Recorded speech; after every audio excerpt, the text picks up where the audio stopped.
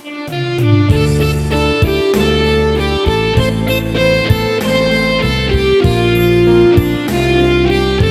រយៈនេះអូនថ្លៃchứ không biếtរឿងអីមែន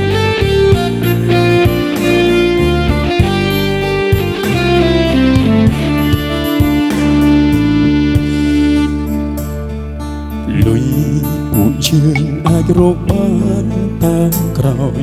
ចាំទីពីអូនធ្លាប់និយាយ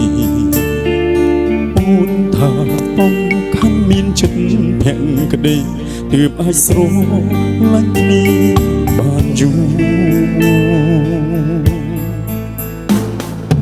អូនអាចធ្វើបានត្រឹមតែមួយឆានពេលនេះអូនចិត្តផ្ដើមរករឿងឆ្លុះប្រកែកឥត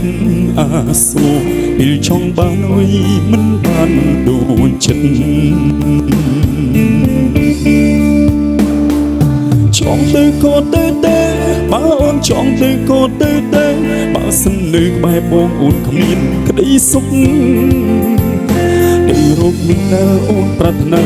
រកអ្នកណាដែលមានគ្រប់សុខអាចបំពេញចិត្តស្រីចង់ទៅក៏ទៅបើអូនចង់ទៅក៏ទៅមិនត្រូវការឲ្យអូនអាណិតទេថ្លៃធ្វើតាមបេះដូងខ្លួនឯងចុះបងមិនខត់ខាំងទេណាស្រីសំខាន់ឲ្យតែអូនសប្បាយចិត្តបងសុខចិត្តជឿចាប់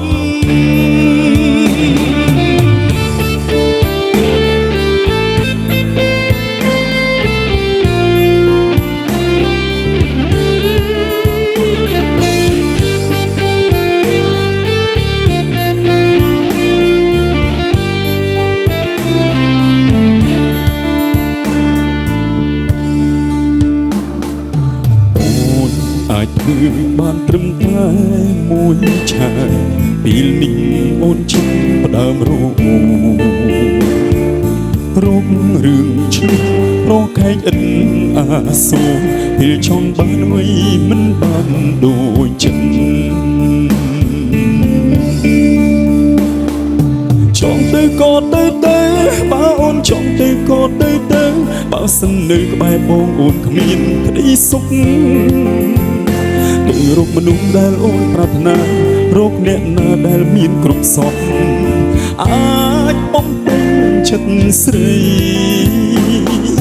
ចង់ទៅក៏ទៅ